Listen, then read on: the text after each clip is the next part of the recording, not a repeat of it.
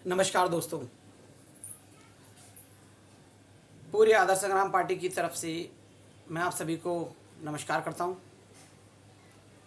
और ये वीडियो जो आज मैं आप सबके बीच में प्रसारित करने जा रहा हूं, इसका मकसद है कि जिस तरह से आजकल आप देख रहे हैं कि भाजपा सरकार इस कोरोना काल में भी राजनीतिक तंत्र का इस्तेमाल कर रही है, जबकि आपात स्थिति देश के लिए है। अन्य संगठन और पार्टियों को ये कह के रोक दिया गया है कि आप राजनीति ना करें, देश में साथ में मिलकर रहें और देश की जनता का साथ दें। यथासंभव सभी राजनीतिक दलों ने ऐसा ही करा। कोई राजनीतिक स्टंट नहीं, किसी प्रकार का कोई ऐसा कार्य नहीं जहाँ पे वो अपने राजनीतिक प्रचार कर सके। परंतु अभी कुछ समय पहले, कुछ दिन पहले भाजपा के शीर्ष नेता उन्होंने बाकायदा राजनीतिक रैली करी और अब तो देखने को ये आ रहा है कि ये अपने राजनीतिक निशानों के साथ जनता के बीच में जा रहे हैं, कार्य कर रहे हैं। मुझे ये समझ में नहीं आता है कि भाजपा के लोग ये क्या चाहते हैं। ये दो फसली बातें क्यों होती हैं? एक तरफ आप कहते हैं कि देश के साथ खड़े रहिए, दूसरी तरफ आप अपनी पार्टी के साथ खड़े नजर आते हैं। सिर्फ भाजपा का प्रचार कर रहे हैं, यथासंभव अन्य पार्टियों को आप कार्य करने का मौका नहीं दे रहे हैं।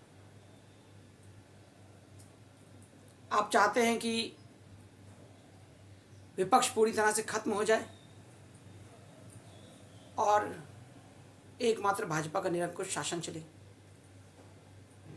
तो ये मैं पूरे देश की जनता से बताना चाहता हूँ कि ये बहुत गलत स्थिति होगी। जब निरंकुश शासन होगा तो जान लीजिए कि हिटलर जैसा शासन आ जाएगा, किसी की सुनी नहीं जाएगी। इसीलिए मित्रों, साथियों, चाहे जो हो जाए, देश के लोकतंत्र में विपक्ष का मजबूत होना बहुत ज़रूरी है।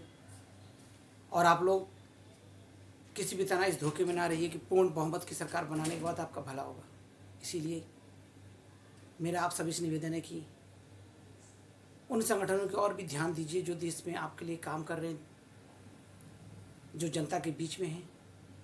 क्योंकि जब आप सबको मौका देंगे तो देश में अच्छी सरकार चलेगी। और अगर आपको लगता है कि बहुमत से आप अच्छा कुछ कर सकते हैं, तो आज आप प्रत्यक्ष देख रहे हैं कि जब मर्जी होती है लॉकडाउन खोला जाता है, जब मर्जी होती है लॉकडाउन बंद करा जाता है।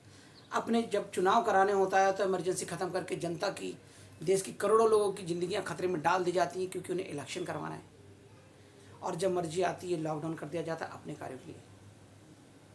तो मेरा देश की सभी जनता से निवेदन है कि ऐसा ना होने दें। आंखें खोल लीजिए, जाग जाइए।